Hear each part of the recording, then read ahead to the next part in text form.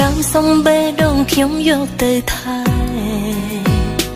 នាងមកផ្ដាំសារភាពធ្លាប់មានស្នេហ៍កន្លងតែនាងបានដាច់គ្នាពីគេនោះហើយឈប់ទាំងតងរឿងកន្លងខ្ញុំស្ដាប់មិនប្រកាន់នៅថ្ងៃនេះនាងធ្វើឲ្យខ្ញុំឈឺចាប់ខ្លាំង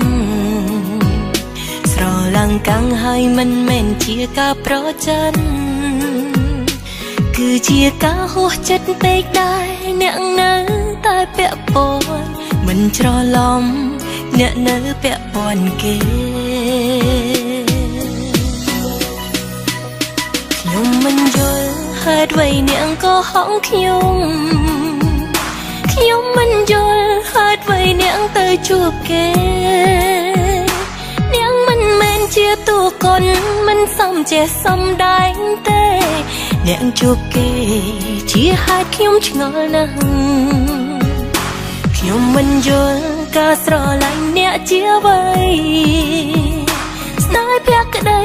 ឬជានៃស្នេហ៍បោកប្រាំងកុំខ្សឹបខ្សៀវលួចលាក់លៀងបើការពិតអាចប្រកាន់ថាបោកប្រាំងខ្ញុំអូខេដើរចេញហេតុអ្វីអ្នកមកកុហកខ្ញុំហេតុអ្វីអ្នកមកបោកស្នេហា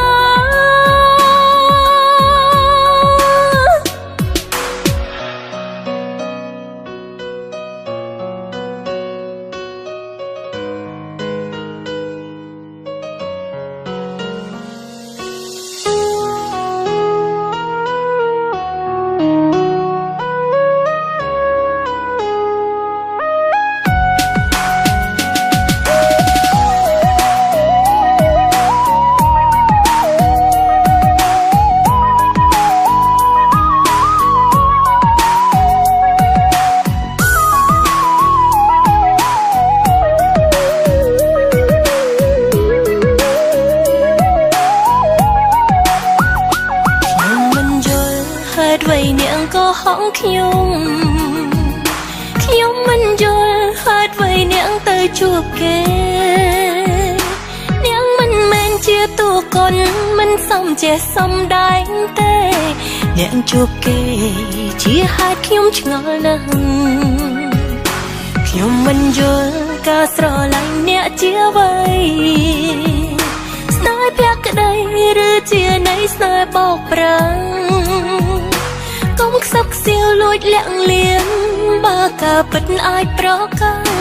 ថាបោកប្រាំងខ្ញុំអូខេដើរចេញ